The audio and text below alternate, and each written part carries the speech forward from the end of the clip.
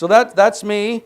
You can also hire me out I do lounge singing at night. So see me, I look like I'm doing the Standards or something down at Indian Wells, singing Frank Sinatra and stuff. And then I am Lance. I'm with Coldwell Banker Town and Country. Thank you for coming. I probably know most of you guys in one form or another on a first name basis, or we've done some sort of business together in the last 30 years. That's how you got my email. So if you're wondering how do I know Lance? Well, we've done business, or someone that you know and I have done business, and my database is pretty heavy, which helps us promote this event. So anyway, I'm the broker of Coldwell Banker Town and Country. That's about the biggest commercial you're going to get for Coldwell Banker Town and Country today. This is not a recruiting event. This is an information event, so we'll leave that be. We've also got Bruce. Oops, I'm already off on the clicker. Bruce, and I think Aaron's over there setting up his PowerPoint. Who came here to see Bruce alone? Excellent. Good choice. I love Bruce. I'm pretty sure that Bruce has done every single event we've had since the beginning, and that will not change unless he decides he doesn't want to come next year. After Bruce, we've got coming up Gary Martell with Mountain West Financial, who's also one of our sponsors. And Gary's going to, in the mortgage side, in case you're not familiar with Mountain West, he's going to give you his 4 cents on what's going on in the mortgage world, interest rates, whatever it happens to be. Following Gary, we've got Ito, although I haven't seen Ito yet. Is Ito in the room? Okay, well, hopefully we've got Ito coming in. Came just to see Ito. By the way, I didn't skip Gary, but Ito was kind of one of our keynotes. Anybody come just to see Ito? Who has not seen Ito speak before? Okay, you might be interested. Ito is basically attempting to build the World Logistics Center out on the east end of Moreno Valley, which could be one of the single largest logistics centers in Southern California. I say attempting because if you followed it at all, there's quite a bit of politics involved. So Ito's going to come out, give us his 2 cents on what's going on the commercial side, but he also has a fair amount of residential buildable lots. So I'm going to ask him when he's going to start building on those residential buildable lots, if he's ready to build houses or not. Following Ito is, well, I tested this clicker, so is Doug. Doug Shepard, most of you know. Who knows Doug? Raise your hand if you know Doug. Everybody knows Doug. Who voted for Doug? Nice. Who didn't vote for Doug? Okay, you better not. If you didn't vote for Doug, it only should have been because you weren't in his district. Otherwise, Doug and I are going to see you after this meeting.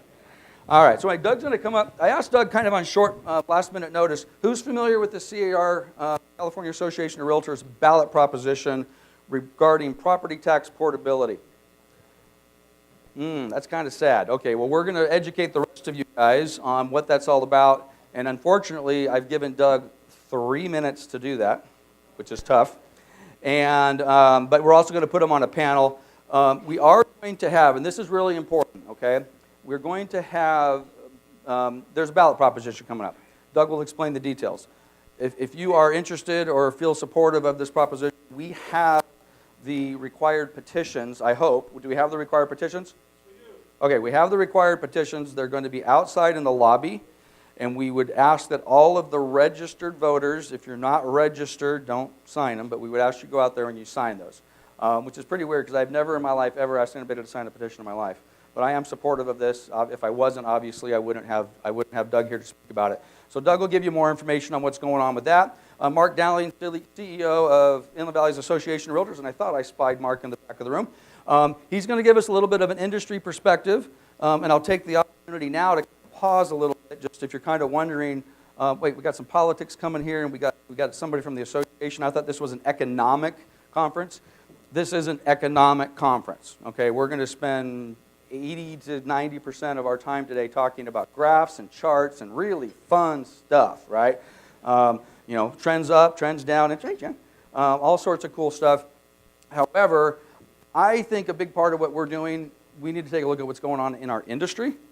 And I think we've got some people here. When I say industry, if you're a realtor or a broker, lender, or title, or escrow, or you're in our real estate related business, I think there's some stuff happening in our industry which I think is pretty important. And it's not just our property values going up. It's not just are we selling houses. It's not just do we have inventory.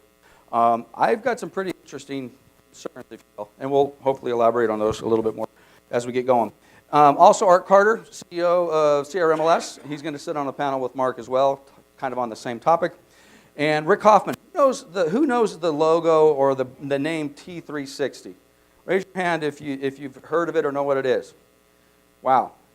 As great as, where are you at, Rick? as great as Stefan Swanepoel and T360 is, it amazes me that not everybody in this room is aware of the company and who they are and what they do. Hopefully, we will give you enough to, when you leave here, to say, I want to get some more information on that company, because I think if you're not following what these folks are doing, you're missing a big part of what's happening. And they're kind of, Rick will tell you kind of more about what they do and who they're about, but they're kind of a research and analytical, and their whole research is focused on our industry, okay? And again, not from the standpoint necessarily of property values going up or values going down, mortgage rates are doing this, or you know, Trump is going to have tariffs, and what does that mean to this? They're more looking at us on an industry level and saying, you know, are we going to be able to survive as a realtor? Or, by the way, own shop. We got a few of you, okay? Well, that's another interesting thing. You know, hey, Rita, you know, I mean, we're running our own shops. You know, we could probably sit down and have multiple cups of coffee or drinks and talk about how fun that is sometimes. So, and anyway, it'll give you some perspective on that. Keep pointing. The clicker needs to be pointed that way. Let's try that. There we go. So they're going to sit on a panel, Mark and Art and Rick. After them, we've got Ed's going to come up, Wholesale Capital. Oops, I skipped right past Ed. I think I skipped past him again. There we go. Ed from Wholesale Capital is going to come up. I've known Ed for, I don't know, 27, 30 years, something like that. His office is right across the street from my office. Been in the loan business forever. Probably, if you're in the real estate business for any period of time, it's almost impossible not to have been involved in a transaction with Wholesale Capital, because they've been doing it a long time. Rich Macaluso, CEO, I think, are you CEO or just king of Orange Coast Title, Rich? You can read his bio. Rich has like 500 different titles with Orange Coast. We are one of the partners with Orange Coast Title. And Rick's going to speak on a panel. He sent me a PowerPoint to go with that panel. PowerPoint was like 5 pages long. It had 400 bullet points on it. And every single one of those bullet points, I was like, oh, we need 10 minutes on each one of these.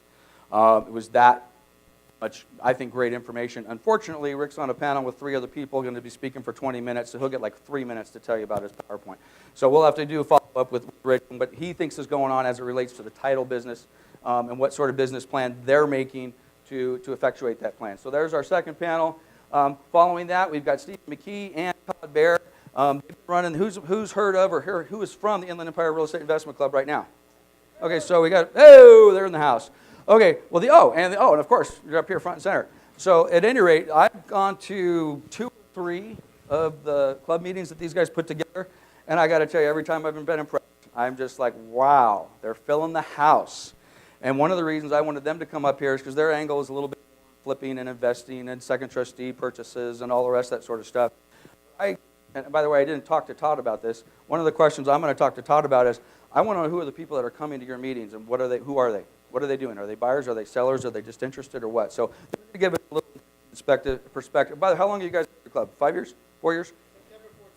September 14th. They meet every month at Skill. You'll get more information on them. I'm really impressed with what they're doing. Who came here just to see John? Okay. Who's never seen John? All right. John's great. I don't normally say this from the stage because it kind of pisses off the other speakers.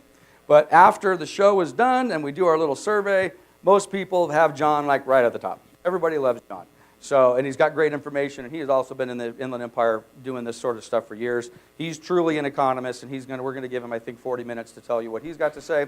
Following John, Doug's going to come back up, talk about that tax portability. Brooke Holschbill, who has their taxes done by Brooke? 'Cause I think, all right, well, a few of you in your room. Brooke's coming today, and the reason I asked, Brooke, are you here yet? Oh, I was looking right at you.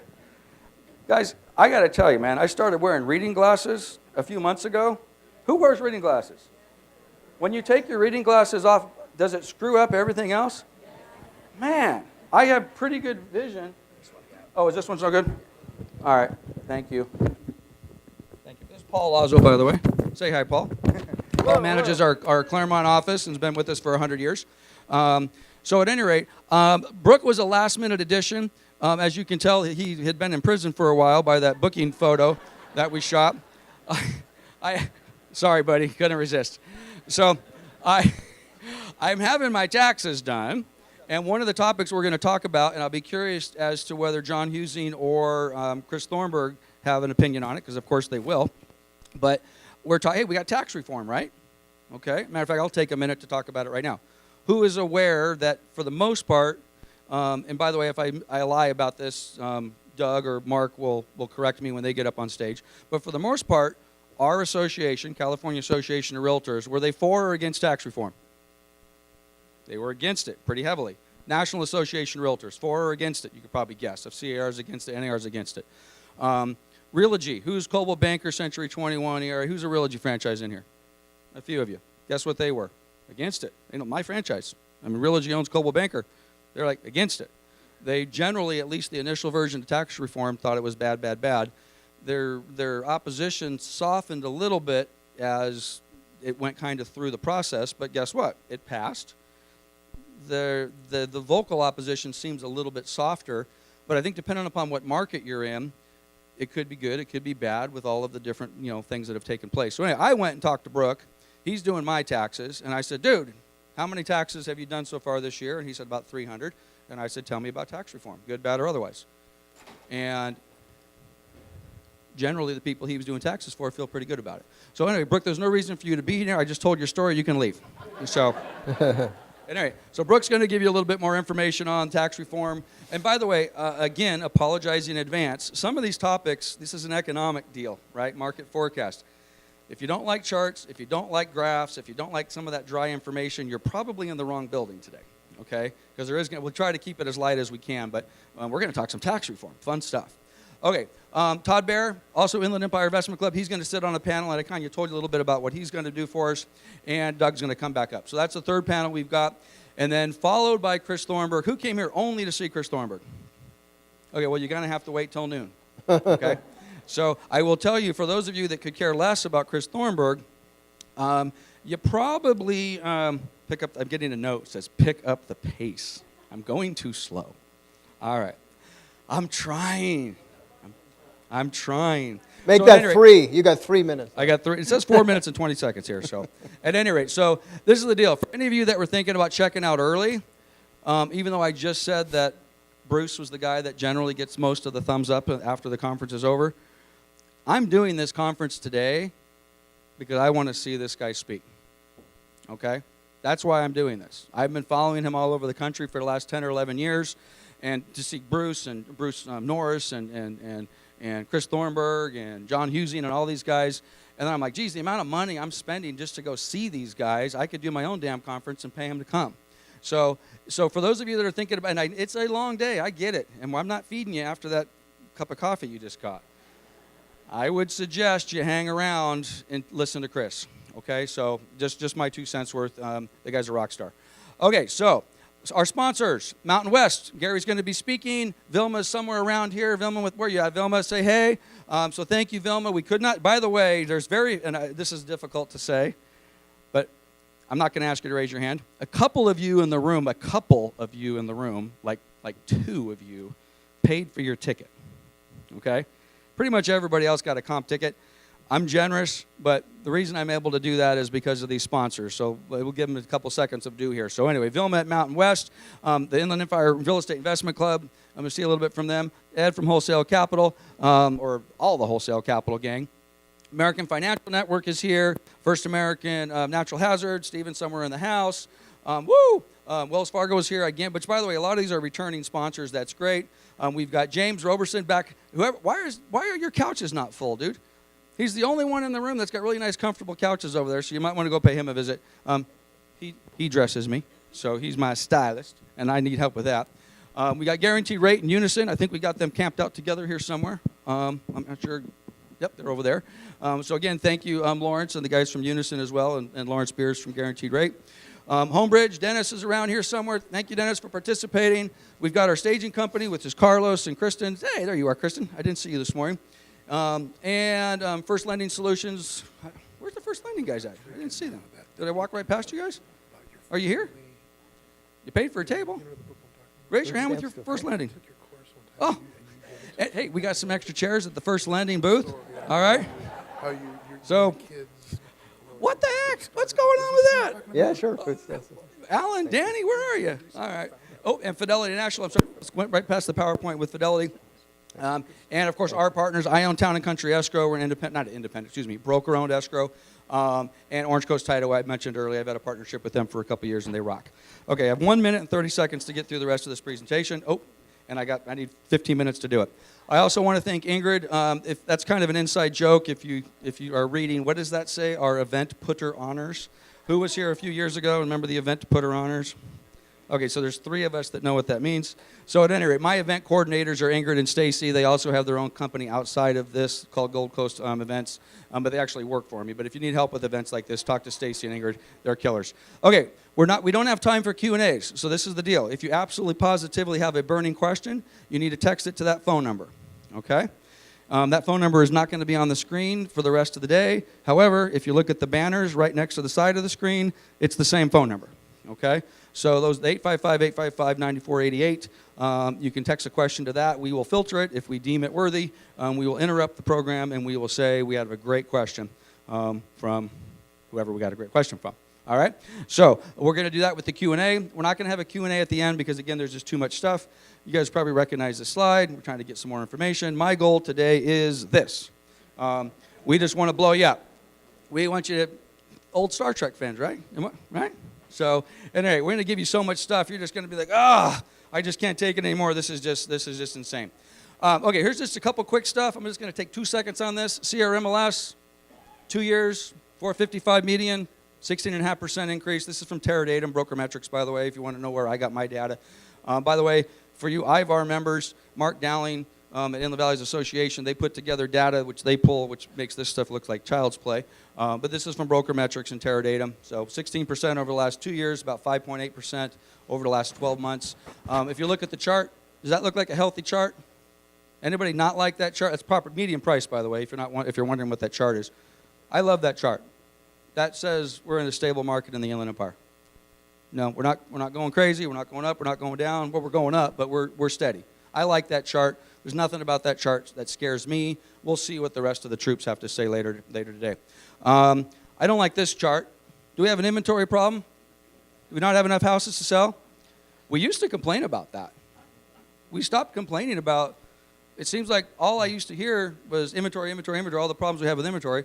And now nobody complains about it, which is kind of crazy because the inventory is down 7% from what it was last year. And we had an inventory problem last year. And it was down another 7% from the year before. And we had an inventory problem the year before. So the fact that we don't complain about inventory is interesting. The good news is, though, if you look a little deeper on those charts, is we're actually selling more houses on less inventory, which is kind of interesting. But we are selling more houses on less inventory. So again, we're selling some houses. Inventory's down. I'm going to go through that. Who remembers shadow inventory? Right? Shadow inventory was what? All those foreclosure properties that never came on the market, or all those properties that never got foreclosed upon. Did we ever see the shadow inventory? No. But I've got a new definition of shadow inventory. Are you ready? There it is. Have you guys been paying attention? Because if you haven't been paying attention, they're building houses everywhere. Anybody? We do have some chairs up front for those of you guys in the back, though. So I blinked my eyes. As a matter of fact, at last year's conference, I probably stood up here and said, I don't know why the builders aren't building any houses. Why are you guys not building any houses? Are the price points not good enough? Do we need to go up another 4%, 5%? What do we need to do? Well, I don't know what they needed to do, but somebody made a decision. And am I wrong? Are they building houses everywhere? Are you guys seeing houses everywhere? So this is the deal. If you're a realtor in this room and you're not thinking new home construction as a possibility for your buyer, I think you probably should take another look at it, because I don't know the exact number, but there are thousands. I think Drake and I just we think there's about 100 different construction sites open right now with different homes all over the Inland Empire and West San Gabriel Valley, which, by the way, that's really all I'm looking at. By the way, most of the data that I talk about is just CRMLS. If you're outside of CRMLS, you're outside of my wheelhouse, and I'm not really paying a lot of attention on that. But anyway, the new home stuff is kind of cool. This map doesn't really do it justice, but that's just a pin map. You've got KB and RBI and Lennar and several other builders out there. Any builders in the room, by the way? A couple of builders. I was at Stephen and Todd's club last week, and there was a couple of builders there, and they're building.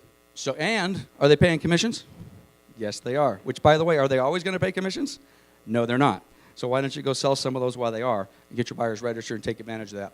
Okay, so this was my gut check for the year. And by the way, this is almost the exact same slide that I had up a year ago. Who feels pretty good about where we are right now, March 7th?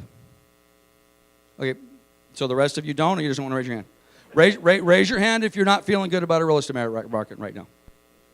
Okay, so there's a couple of you that raise your hand. So the rest of you just don't raise your hand. That's fine. Okay, so the majority of you feel pretty good. I feel pretty good about the real estate market right now. Last January, February, March sucked, at least as far as my numbers. We didn't set any records January, February, March. March is early, but it was pretty good January, February. I feel really good about our ability to sell houses and the economy and all the rest of that. And by the way, all the speakers that are coming today, I haven't told them what to say or anything. Okay, they say what they want. So they might come up and say, Lance, you're full of crap. Market is not good, and this is why. And then you guys can decide, who to believe. So I'm all about puppy dogs and rainbows right now as it relates to the market. I feel pretty good. That's kind of I stole that from my dad many years ago. However, we're going to do a little bit more, and we're going to talk about our industry as it stands, the real estate industry, not buying and selling houses. Our industry. One of the reasons I asked Rick Hoffman from T360, which, by the way, Rick, you said you were going to bring some books and give them away. Probably shouldn't have asked you that on the mic. Are we going to give any of those away today? We are. How many you got? 2?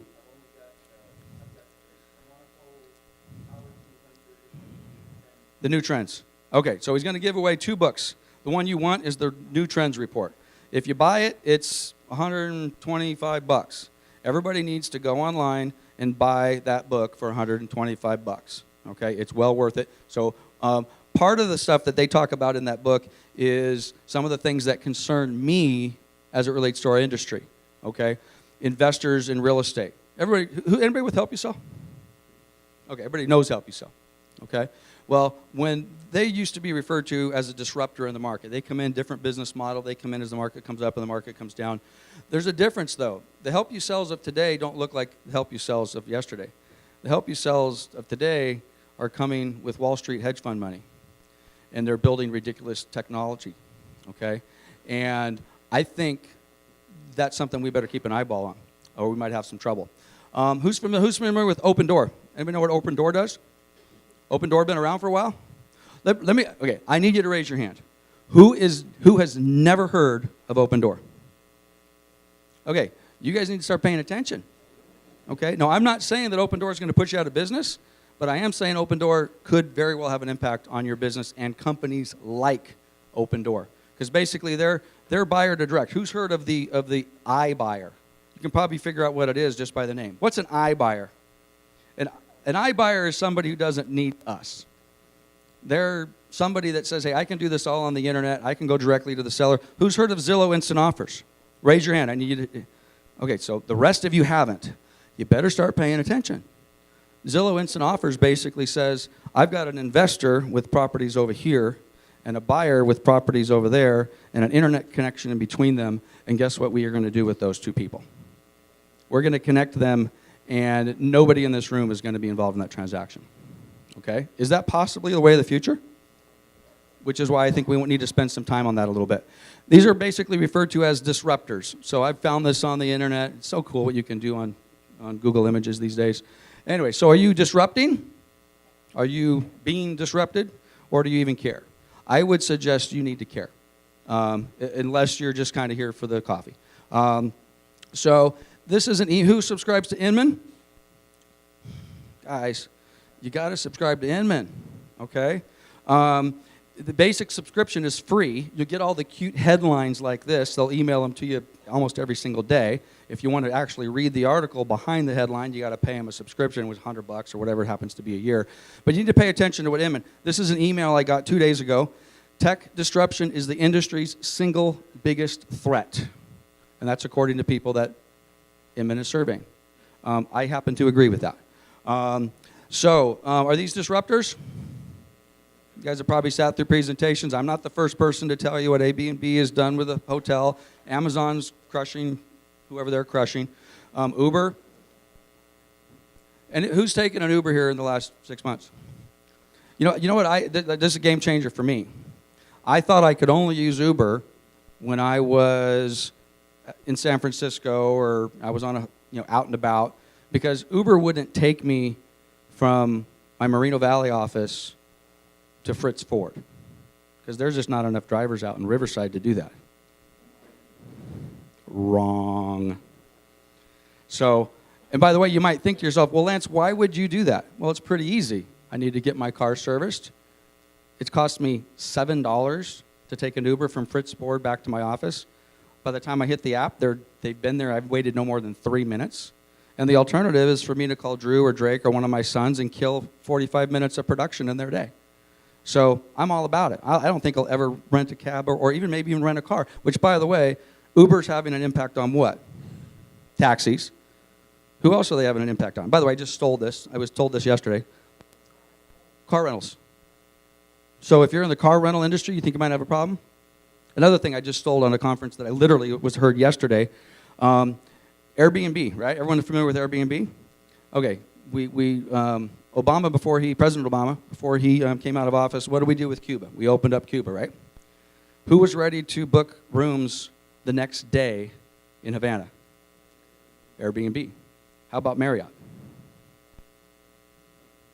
Right? Anyway, these are disruptors, and we don't have any of those in the real estate business, right? We don't.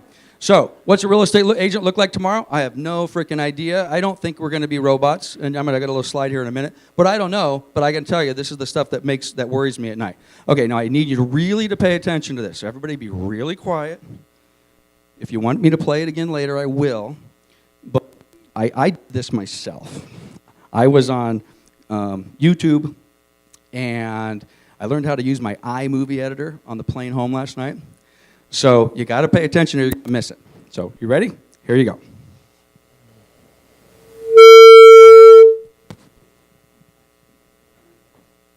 To produce any clues. We have a few leads, a few other options we want to take advantage of, and just try to put together some pieces to this puzzle. Do you believe the occult may be involved in the disappearance of your son? I'm so scared. Okay, is that great? I had so much fun making that. Now, if you guys don't enjoy that, thank you. All right, so that's obviously Blair Witch, and if you don't get that, then you're probably in the wrong room because you and I will never have a cup of coffee together because that's kind of my sick and twisted. But this is the deal. I'm thinking, okay, I do think that we need to be, which by the way, we all run our own business, right? We're all running our own business. I feel really, really good about where I am right now, and I feel I would be very, very clear on Facebook. I feel really comfortable about where 28 is. I'm extremely confident. Remember the slide a minute ago? Puppy dogs and rainbows? But I've been in this business for 30 years, and I always live in a state of fear. Doesn't matter how good the market is. Now, I'm not necessarily freaking out, and I'm not on meds because of it, but I'm always scared. Okay? And I think that's a good thing. Because if you're not, you're going to potentially get ran over. Am I 11 minutes over? Really? Wow. Okay, so now this is kind of interesting. Who's with Century 21 in the room? 3 of you? All right. Well, you might think, since I'm with Coldwell Banker, that I probably would not show a television commercial that Century 21 put out. But I'm going to show you a television, at least part of it. I'm going to cut through all the crap that says they're the greatest agents in the world and all the rest of that stuff. Because we're all the greatest agents in the world, right? We're all fantastic. We're all rock stars. And Century 21, of course, is a fantastic company, another Realogy brand. But I really like this commercial for the following reason. You got to pay attention because it happens in the first 4 or 5 seconds, and then I'm going to cut it off. Century 21 is not an app. It's not a website. It's a team of actual humans. Okay. You got it? Which, by the way, you might look at that, if you missed the tagline, Century 21 is not an app, right? It's a team of actual humans, yada, yada, yada, yada. Which you might think is, oh, Lance, you sound like you're oops, I went off this, well, I'll leave that one up there.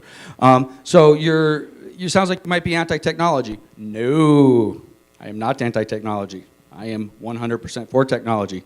And if you're not embracing the apps and all of the stuff that goes along with it, you will all be out of business. All of you, including myself, will be out of business. Having said that, the thing I love about that Century 21 commercial is some of this technology ain't working so much. okay? And you have to have that relationship, and you have to be this. So anyway, I took Darwin's quote, I tweaked it just a little bit. I think I improved upon it. At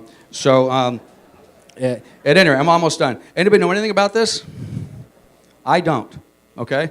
But I'm not losing sleep over this, but I keep hearing people are buying and selling houses with this.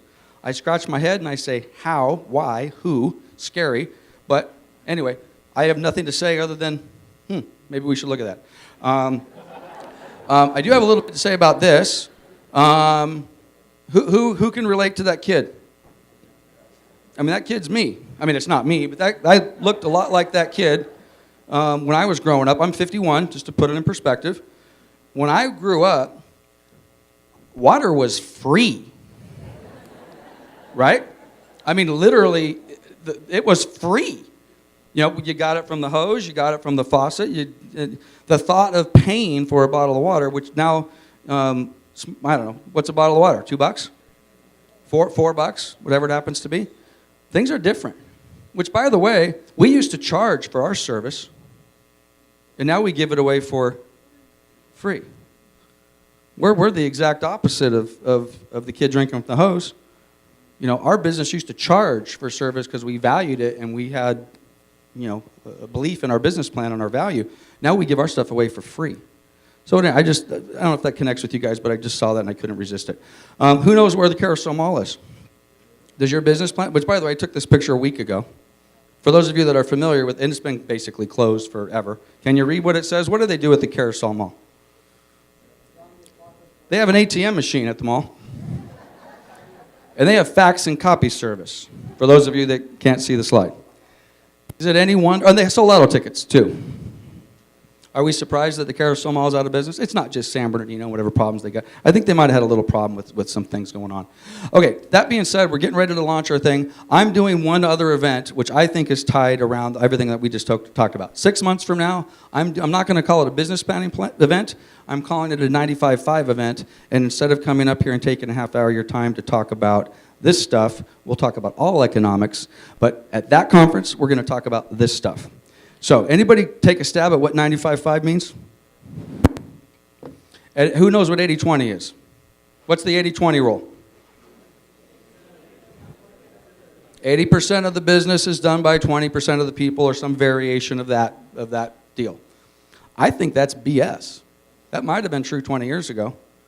Who thinks it's 85-15? Who thinks it's 90-10? I think right now it's probably 90-10. I think we're going to 95.5, and it's entirely possible we might be at 98.2.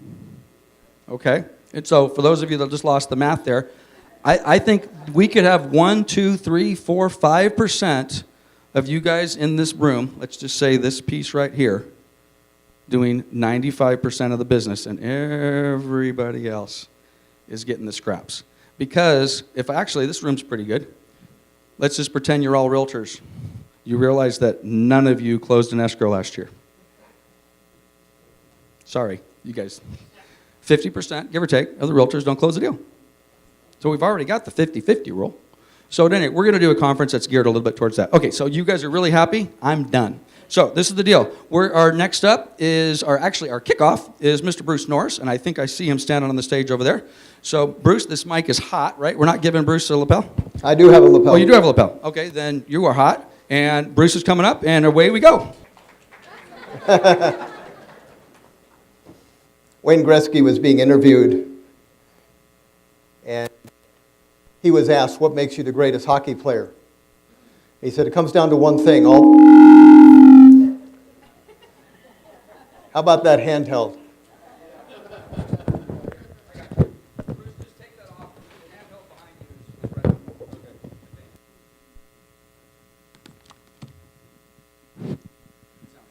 Okay.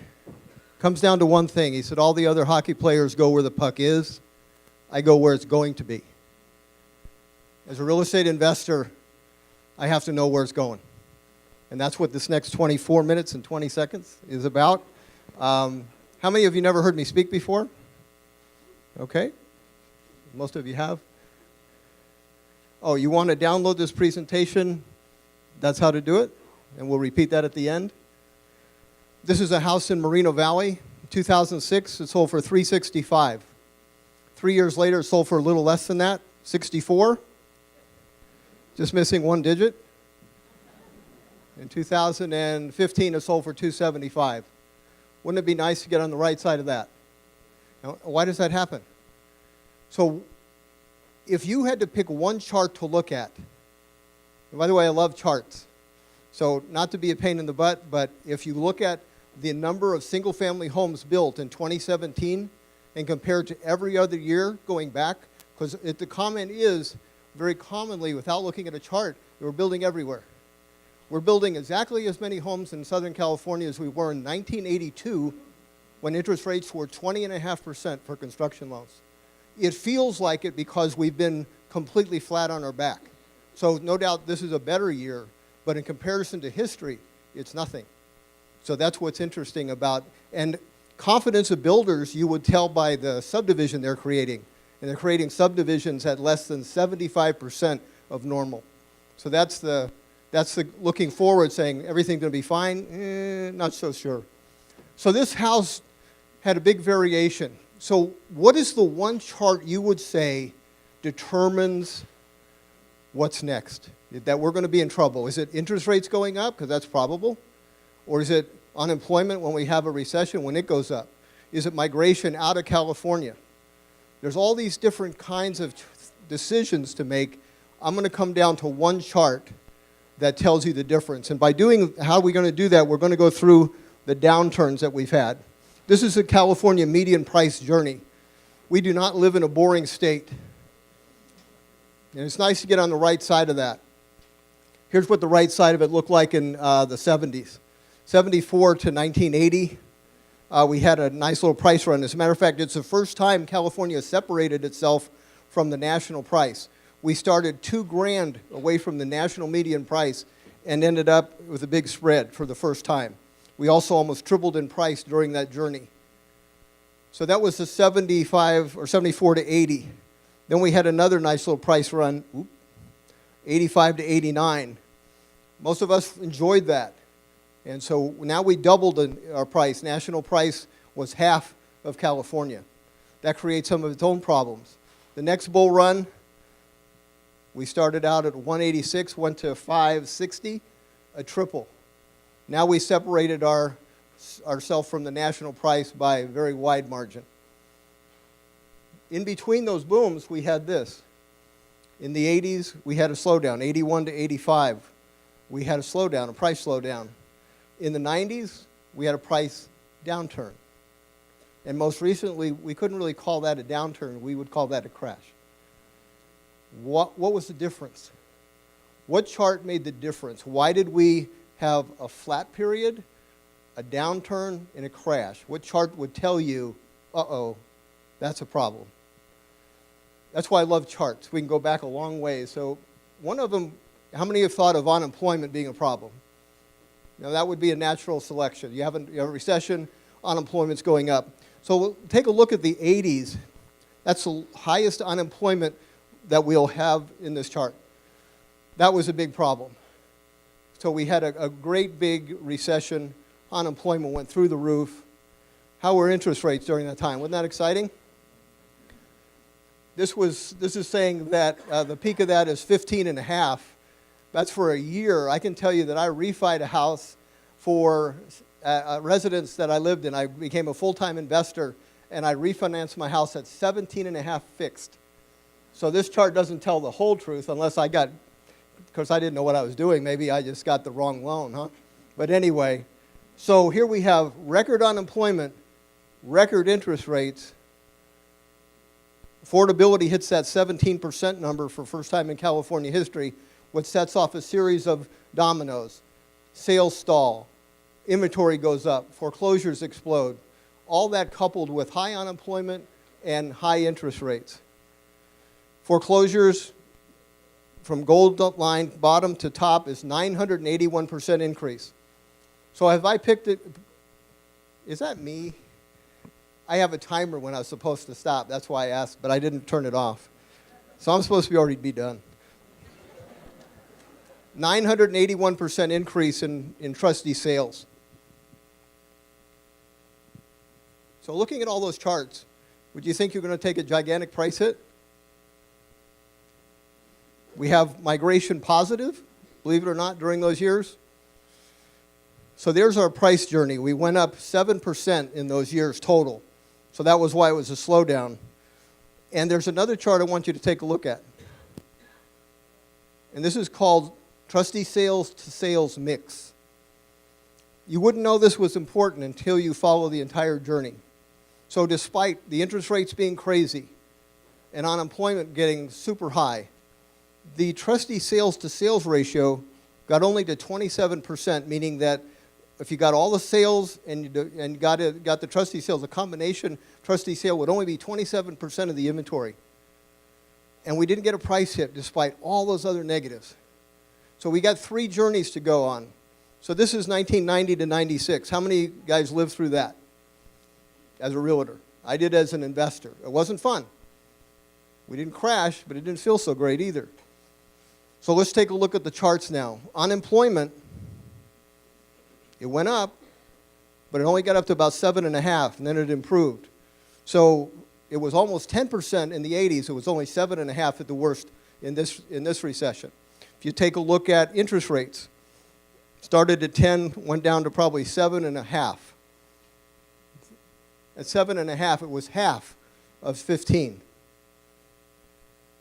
Affordability started at 17% and went up, but it hit that 17% number.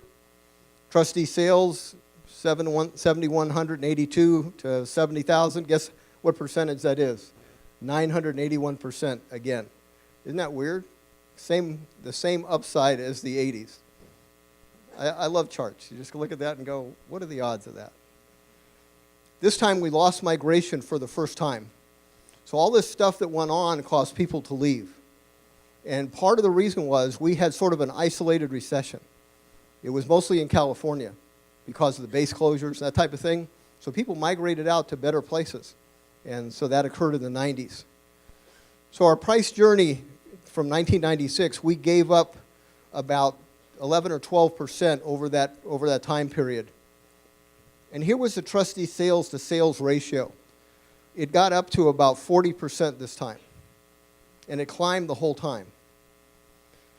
So I started thinking, okay, I've got a couple pieces of the puzzle now. If I'm trying to look forward, migration positive in the 80s, migration negative in the 90s, interest rates much more favorable in the 90s, didn't matter. We took a price hit we didn't take in the 80s.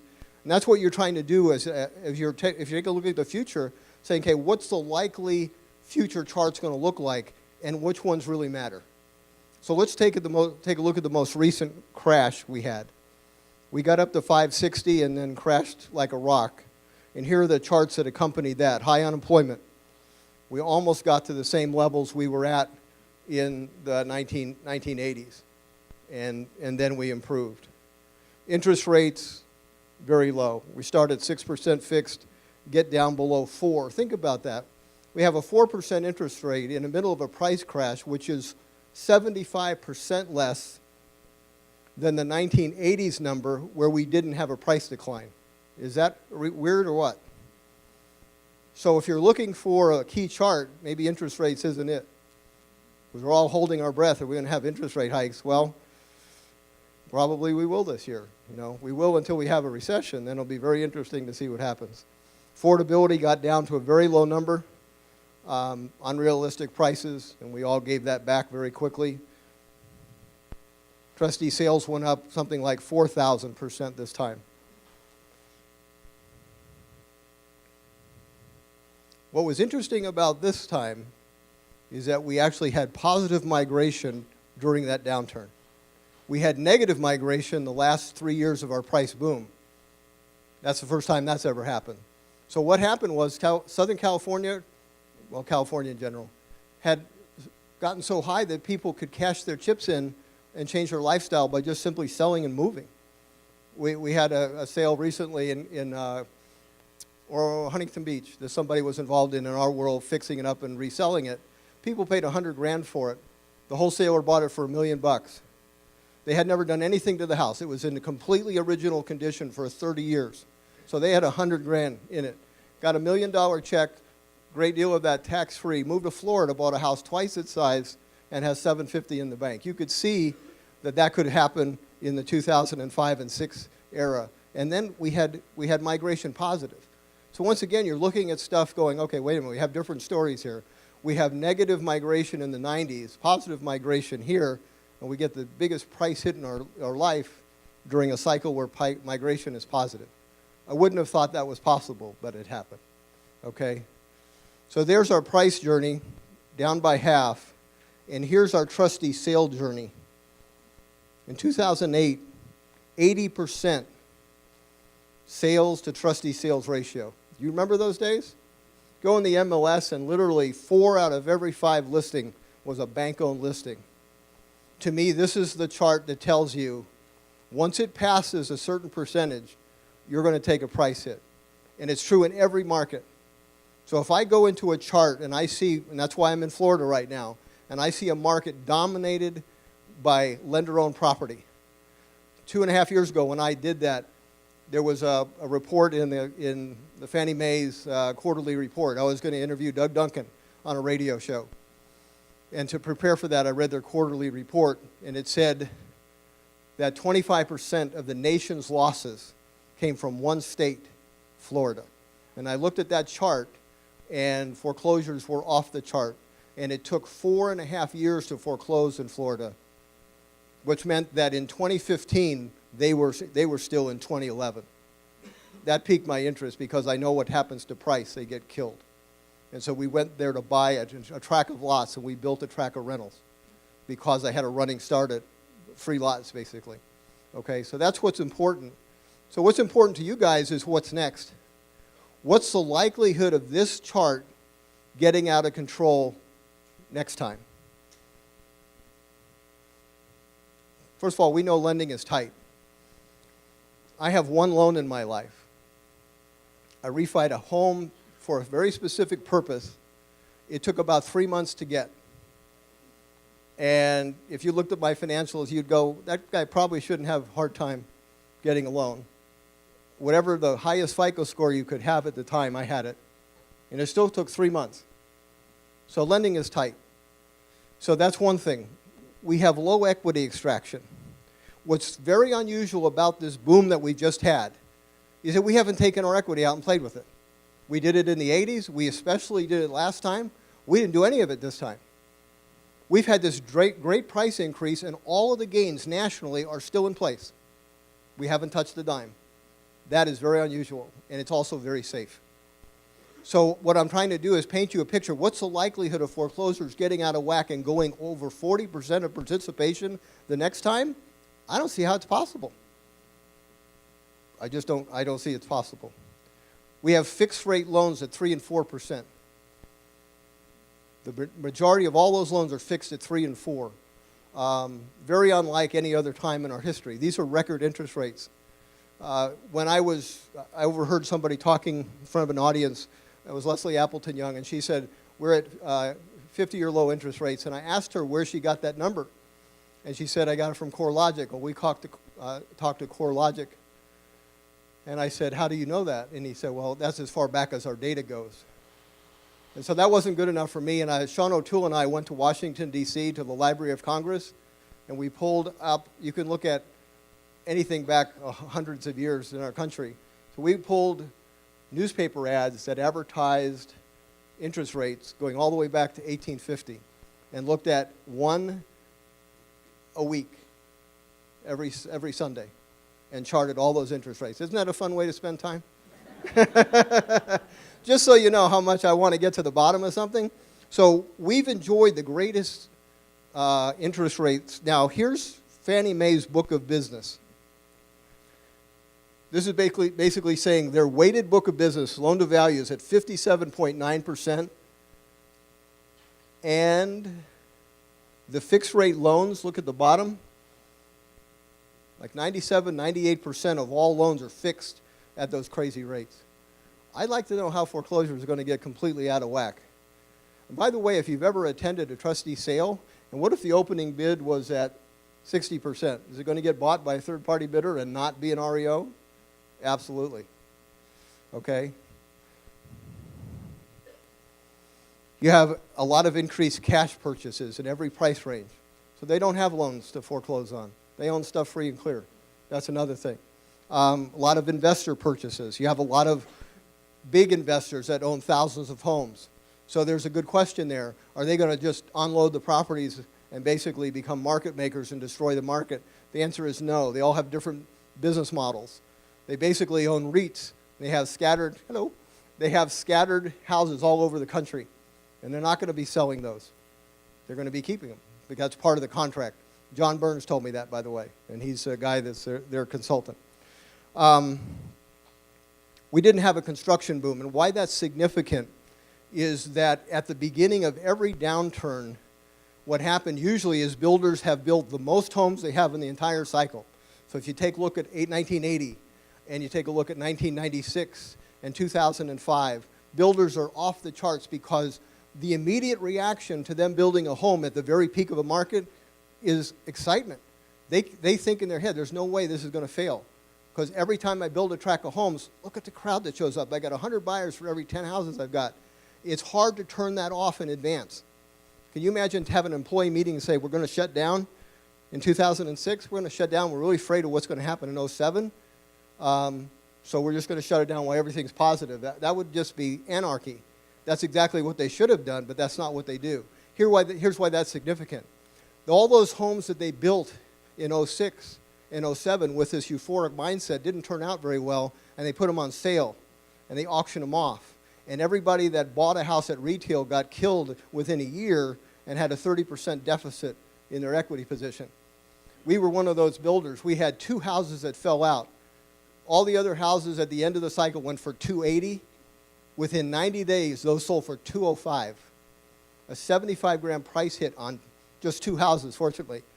But what happens at the end of the cycle is all these go up into the market and represent something like 13% of what's for sale.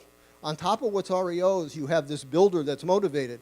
You know how much unsold inventory is in the market right now? 2% unsold inventory. Builders are not building 100 houses and hoping they're selling. They're building what's pending. That's basically what they're doing.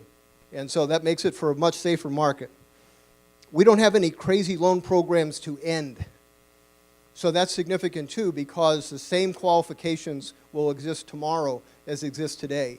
What happened in 2006, let's say I just got one of those tricky loans where I had nothing down and no qualifying, and I had a balloon payment change in 2 years. Well, I thought, that's no problem because I'll just refi it like I did the last time. But by the time they got there, the program did not exist, and that's why it blew up. We don't have any of those programs to end, and that's very significant. We just have the same fixed loan program. So what? It's going to be up, maybe it's going to go up to 5%. You know, when you borrow money at 17.5, 5 doesn't blow you away too bad. Okay, it's not the end of the world. If we had a problem that started to emerge, we already have a template for the consumer to survive, and we would implement it way sooner. That's one of the things that I was surprised it worked so well, is the lack of damage that happened to the lenders because they simply said, we're not going to foreclose on people. I thought that was an odd strategy, but what happened in 2008 is we were buying houses in Moreno Valley that sold for $365 for $64. Now, how long can you continue to take that kind of hit? And the more the price goes down, the more partners you've just had. Oh my gosh, I thought I had equity. I only owed 100 grand, and now I'm at 150 grand, 50 grand over encumbered. So it actually was a pretty smart strategy to not foreclose. It almost created a housing shortage in a way. Prices went up, and it saved them a lot of money. That template's in place. So the next time we have a crash, it's such a recent memory, they would have a really hard time saying, now we're going to change. And by the way, that's what it was in the 90s. In the 90s, there's a little dip in the foreclosure chart. And what happened in 1995 is lenders had started to implement that. We're taking so many hits here that we're just going to stop foreclosing. Well, there was a law passed that told the lender, if somebody's 100 days late, you have to initiate foreclosure. This time around, did we do that? No way. We said if you're 3 or 4 years late, no problem. Let's cut a deal. Okay. So to be honest with you, and I'm kind of done, a little bit early.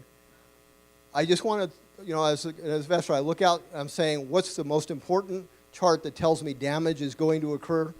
It's that mix of foreclosures to what else is for sale. And I'm just not afraid of what's next at all. Okay? Thank you guys very much. Hey, Bruce, don't leave yet. We actually had 2 questions from the audience, and one of them some guys named Kristen Lee from Wholesale Capital want to know why they're so awesome. Is this the kind of stuff we're going to get out of you guys all day? And they meant why they're so awesome, you.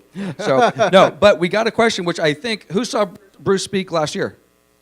2% interest rates. Did you mean that? Was that a joke? You're just trying to get our attention, or where are you on that? We had somebody from the audience text that in. No, that's a great question. You need a recession. So is the economy stronger than I thought it would be? Yes. Will we have another recession? Yes. When we have a recession, we lower the Fed fund rate between 4 and 5%. So we're going to try and raise it this year 3 or maybe 4 times. But Trump has an interesting thing about we're going to do tariffs.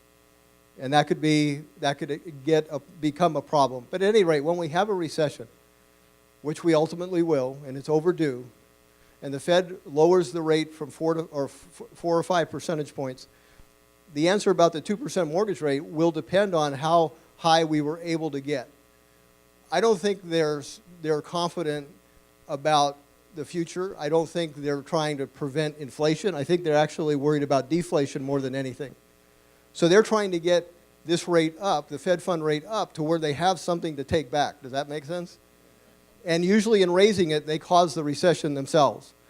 So it depends. If we're at 3% Fed fund rate and we go into recession and they back it off 4 or 5, you'll have negative interest rates and you'll get to a 2%, not a 2.0%, but you'll hit the 2s in the real estate lending world, and you'll have a 1% or so 10-year T-bill.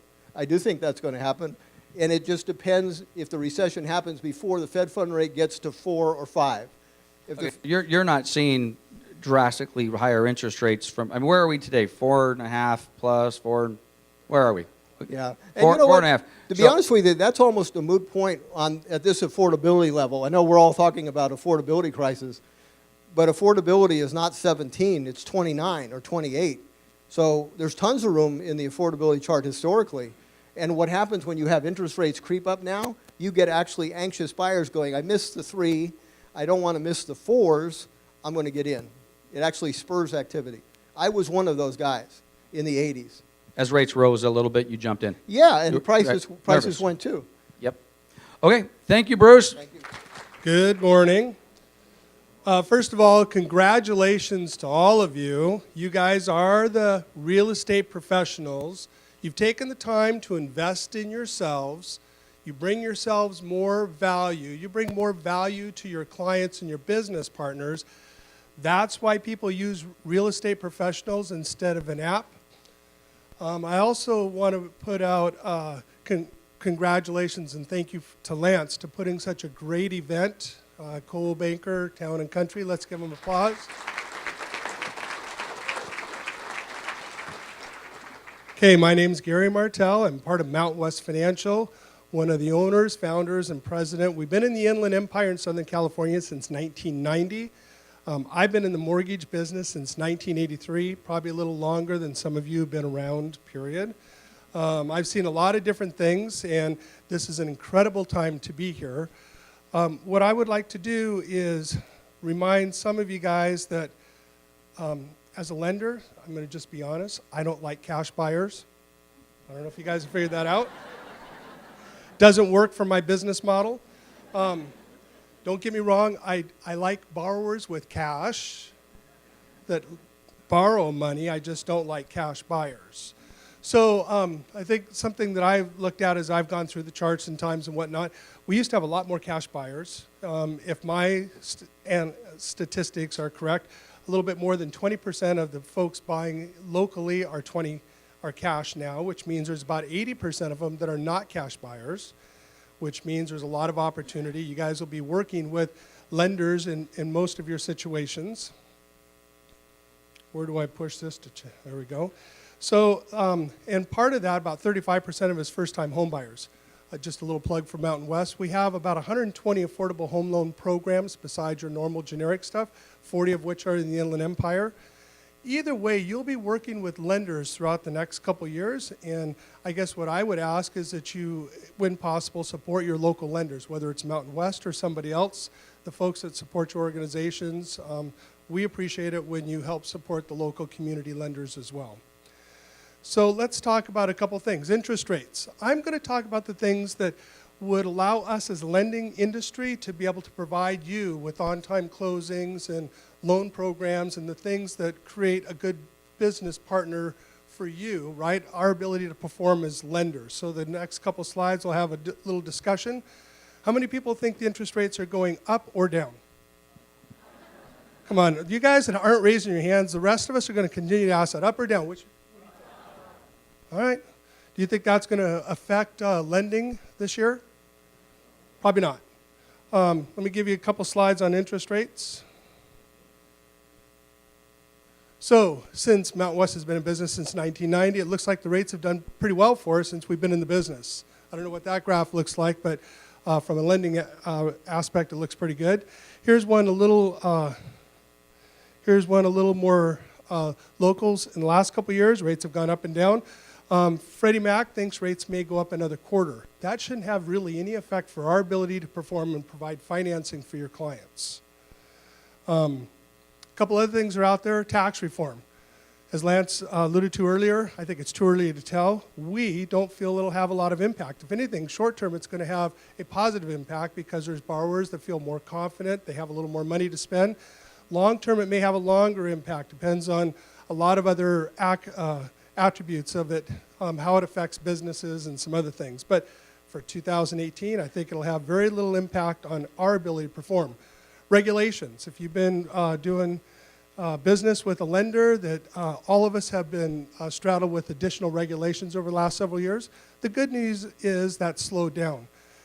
Except for some of us lenders that are servicing loans, we still have a couple more regulations to work through, but the regular day-to-day stuff, about 3 years ago, that really started to slow down, and most of us, if not all of us, have gotten used to it. We don't like it, but it has slowed down. Now, the federal regulators, if you hear the CFPBs having some things, they may be loosening up a little bit or changing their stance, but we still have state regulators that are very strong. But very little impact on our ability to perform. So here's some products. Qualified versus non-qualified mortgage. Some of you guys will hear those. QM mortgages is pretty much all the loans that have been out there. That 30-year fixed rate loan, the 15-year fixed, FHA, Fannie, Freddie, VA, all those are QM qualified mortgage. It means the borrower has to qualify for the loan. Pretty straightforward, right? They have to be able to make the payments. Non-QM is a term that's out there quite a bit. So, you know, that stated income, that subprime, that stuff that got us in trouble. Personally, me, as a lender, I don't like that product. I think if a borrower can't afford to make the payments, they shouldn't buy the house. Just a thought. And it makes me worried when I see people start to talk about that again. So let's talk about why it's important to qualify. First of all, ratio is 35-45. We're not going to go through a whole qualifying course, but basically, when somebody's spending between 30 and 40% of their gross income before taxes and stuff on their house payment, that's hitting the edge a little bit. If you think about it, those same people were able to qualify, a lot of people with ratios of 40 to 50% with their house payment and other debt. 50% of their gross earnings. The other part of it goes to taxes, entertainment, insurance, doctor bills, those type of things. VA has a loan that allows somebody to put their house payment and other things. They call it a residual method, but they still have to qualify for it. The reason that's important is we need to have a strong investment community. We need to have people that want to buy mortgages. You know, that happened once where a bunch of people bought mortgages, a bunch of investors, and then they didn't turn out to be what they were sold, right? They didn't qualify for the mortgage. Some of the houses weren't there. Some things that really put a damper on us. Right now, the investment community really likes mortgage-backed securities because they know what they're getting when they're purchasing and investing them. So it's been a good, strong thing for us. And the last thing is risk equals reward. Wall Street's pretty much stayed out of the mortgage industry recently because they can't get enough return for investment. Now, if they could get non-QM or subprime loans back in, you would see them come in. Hopefully that doesn't take place. But it is important to have a strong secondary market to purchase loans and to buy and sell, because that makes a fluid lending atmosphere, which allows us to provide you guys or your clients financing. So here's one thing I do think will affect a little bit, and as Bruce alluded to, we're in really good shape, but it's really affordability. As there's pressure on home prices, means houses go up, cost a little bit more out of my budget. If rates go up or rates go down or rates stay the same, that could have effect. Then we also have income, and I'm sure somebody much smarter than me today will talk about the income and what's going on with that. But at the end of the day, as long as borrowers are making good money and feel confident that they can make their payments, that really pushes the affordability index to the limit, because people don't buy if they're not confident. So the biggest part of affordability is confidence. So from my 2 cents, lending in 2018 is going to be really good for you guys. We're going to be able to supply loans just like we have. And I feel the lending atmosphere has loosened up considerably. Most transactions close in 30 days. There are exceptions to everything, but rates are going to be a little bit higher as we go through 2017. The tax reforms probably going to have very little impact.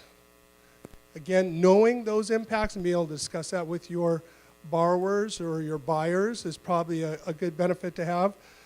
The political atmosphere is polarized, and it usually is, maybe a little bit more right now, but what that does is it paralyzes and it stops other regulations and other political pressures from really affecting us too dramatically. We have a strong secondary market. The affordable index could be a little off. But beyond that, I think it's going to be another outstanding year. For everybody who's willing to get out there and work, do the things you're supposed to do, serve your clients, invest in your profession, which you're doing today, obviously, and do the right thing, then I think, us from a lending aspect, I think you're going to have a really good avenue to get financing. And again, we appreciate you using the local lenders, and have a wonderful 2018. Thanks for the opportunity. Thank you, Gary. So we're going to talk about taxes in 3 minutes or less. So there's no darn fooling around. No darn fooling around. Who knows what that memory tool is for? Oh, somebody that took a real estate exam or a real estate class in the last 40 years, like I did, means no darn fooling around is a memory tool to allow you to remember when taxes are due. When are taxes due? November, delinquent in December, right? Okay, so we're going to be talking a little bit about property taxes. Proposition 13, great thing in California. It's allowed us to, what? Maintain a level and very stable way of assessing property.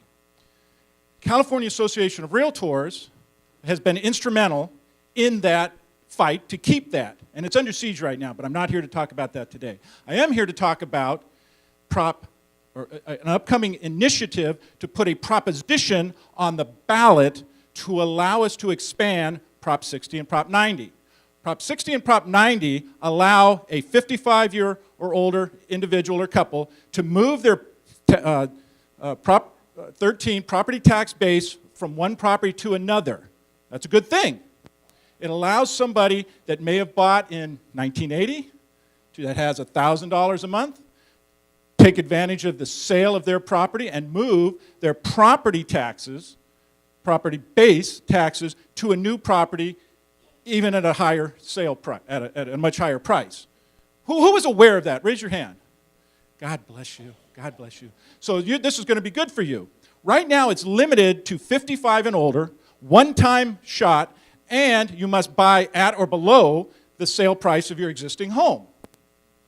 That is great, but it's only limited to 11 counties in the state.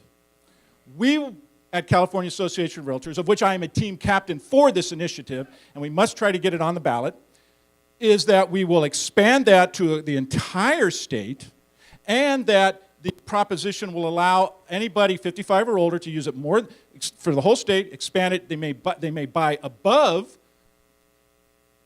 their sale price, and it will extend to disabled individuals and individuals that had lost a home to natural disaster. This is important. It does two things. One, we believe that it will allow more sales to come into the marketplace. I sold a home for $600,000 just last July, and bought a home for $680,000. I know, I'm 55 or older. I know you didn't think so, I know. But I am. And if this had been in place, I would have allowed to move my $2,700 a year over to my new property instead of the $7,000 that I actually have. Now, that wasn't going to impact me, but who does this impact? It impacts people that aren't in the real estate and do the living I do. But for seniors or people that are disabled, it allows them to make a move, either downsize. Now, downsize doesn't mean in price, right? It means, right. So they down, and it allows people to stay in the state. There was a whole talk about how many people leave in the state. I have 3 escrows open right now. They're all leaving the state. Texas, and Oklahoma. We have somebody listed that is moving to Nevada. They're all moving for a better lifestyle. We're hoping that this will allow. Now, the California Association of Realtors says that we're going to expect to get 45,000 new sales out of this. Is that a good thing? Everybody say, that's good. It's an inventory issue, right? The downside is that the state says we're going to lose millions in property taxes that will affect whom? Police, fire, cities, that kind of thing. So there will be some opposition.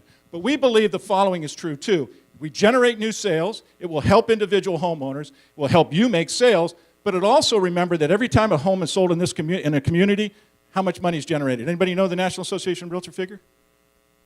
How much is generated? $60,000. So not only we may lose some tax benefit, some tax income, but we're going to gain in our communities and keep important individuals here. With 24 seconds left, I am going to tell you that the initiative coming up from the bottom, the state legislature would not entertain this, so we must get it on the initiative, on the proposition ballot. So I have, in my hot little hand, an initiative. I have 100 over here. God bless you, Jan. Jan Zavardo over here has them. We are going to be in the back. If you have more, if you would like more information, please see me. I'll explain the whole thing one more time, and we will make sure that this gets on the ballot this coming year for your consideration. Thank you. So, I've got our industry leader panel. Is that what that says up there? Wonderful. So let me just reintroduce these guys. Rick Hoffman, who I had the pleasure of meeting a couple years ago as a business consultant with Coldwell Banker. And prior to that, owned one of the largest Prudential franchises Coldwell Banker, sorry. Coldwell Banker franchise. Cashed out at a good time. And anyway, he's done a whole bunch of stuff with corporate, with Coldwell Banker, and then did a little bit of stuff with Renovate America, which is our hero people. And now recently is with T360. T360. Okay. So I love this guy. We need 3 hours with him, but we got 20 minutes. And we got to share it with Art and with Mark. So Art pulled me aside, again, CEO of CRMLS, and he's like, hey, what do you think of this and this? And I said, that's exactly what I want you to talk about. And help. Give me another mic, please. So at any rate, he's going to talk a little bit about this disruptor stuff, open door, and whatever else it happens to be. And then Mark's just going to take it home with his brilliance and his association-related stuff. So I do have a couple of questions. So someone hit that next slide. Drake, hit that next slide. I don't really have questions. I think I do that. I just have more of... Here, John. Thanks, sir. I just kind of have more of some discussion stuff. So I want to start with what I think is an easy one, and not necessarily for anybody specifically. More real estate agents in 2018 or less real estate agents in 2018? Anybody? Less. Okay, I wasn't expecting that. More slightly. Okay. Define that. Less because of the combination of individuals under teams. Okay, so you're taking a team and saying you got 15 people, but you're really only one or two. That's the way the data is presented. Okay. Okay. Well, I didn't. Well, that wasn't the way I was necessarily presenting the question, but I think I agree with that. So, but I think Art and Mark and myself would say, from a CAR standpoint, we're gonna.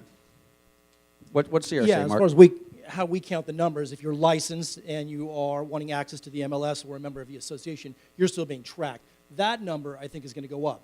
And now we've seen a decrease. The last 5 years, if you look at the largest associations in California, and we'll throw ours in there because we're about 12th in the state, we've all increased. It was about 3.5% average this year. We were about 6% at IVAR, so we're a little higher at IVAR. However, it was about 6-7% 2-3 years ago, year-over-year growth in Realtor members. And our number in California right now is I think we 80? ended the year about 180, 179. 100, you guys know that? There's 180,000 of you paying their dues But there's 475,000 people with active real estate in the state. So we got almost 500,000 in the state with a license, 180,000 paying their dues, and this is my 80-20, 95-5. How many are actually making enough money to pay their bills? So to talk to that a little bit, one of the things that Rick and I talked about was this whole entire team concept. And at the MLS level, we're having a difficult time in looking at the figures. The figure that you used, that it was a 50-50 proposition, that 50% of the agents are not doing any business, that's changing. Within our system, 60% plus in 2017 didn't participate in a side in any of the 4 quarters. But that, I think, is driven partially by the influx of teams and the fact that within the MLS system, the team leader is the only one getting access and credit for a sale, even though our average team within our system is 5 people, and 4 of those people are not getting credit for the work that they're doing on the transaction. But would they have had that work without the team leader? Would they have done one deal? Just to restate, I want to make sure I heard it right. The number we've kind of quoted for years is 50% of the licensed realtors do 0 transactions in a given year. Obviously, they have income from other retirement or a spouse or whatever it happens to be. That number has gone to 60? Correct. And you believe it just because that extra 10% is being distributed to the team leader? Correct. Okay. Anybody, how do we feel about that? Or do we care? Does it matter? I mean, if you're right, I mean, Steven's in the back of the room. He's got a killer team, probably, if not the #1 team in the Inland Empire, certainly in the top 2 or 3. He loves that. And quite honestly, I think if you asked everybody on his team, he's got a few of them in the room, they're happy. So is that a bad thing? Is it a bad thing that we're concentrating some of these, which I don't even call them teams anymore. A team used to be a husband and wife and a couple of people that got together. These successful teams, like someone like Steven, they're offices. They've basically become offices. Whether they truly become offices in the future will be a whole other story. But okay, well, if I'm looking at, I want to shift gears a little. Unless anybody got anything else to say on teams, we could probably do an hour on teams. Yeah, easily. Okay, well, one of the things in the back of Rick's, this is the book I'm talking about, this one. And by the way, has anybody ever seen Stefan Swanepoel speak? I'm telling you. Well, raise your hand. I see just a few of you. If you have the opportunity to see this man, he is super dynamic and just blows me away every single time I speak or hear him speak. And he's basically looking, as his trends report would suggest, he's kind of looking at trends. And one of the trends, and this is something I want to try to jump into this topic before we completely run out of time, is the kind of influx in hedge fund money as it relates to companies like Opendoor and some of these new models out there, which I think we're kind of throwing them into the disruptor area. So let me start with Rick, and then I know Art pulled me aside and said, hey, he was like jumping out of his shirt to give some insight on that. So since I'm kind of referencing T360's manual here, so what's going on with all this money coming into our market and trying to Uberize us? Well, it's kind of disruptive, number one. The funny thing is, our industry was never respected. I started back in the 1970s within it, and the industry never got anybody's attention until somebody on Wall Street finally looked and saw how many billions of dollars are being generated in fees to sell real estate. All of a sudden, it became very, very interesting. Now they're dumping money into different new ventures. There are different companies like iOffer, Opendoor, Compass, even Redfin, who have all generated operating capital out of Wall Street. The jury's out as to what's going to happen with that. Lance is talking about the Trends Report. The Trends Report is something that I would say, this is not a commercial plug. I get nothing from extra copies of it selling, but if you're going to be in the real estate business right now, with the dynamics of change that's going on in the real estate business, if you don't educate yourself, shame on you. They're going to walk all over you if you don't know what's happening in the marketplace. And part of the disruption is the amount of capital that's coming into the market. And who knows what's going to happen? Anybody remember the 90s when we had the big .com company blow up in the United States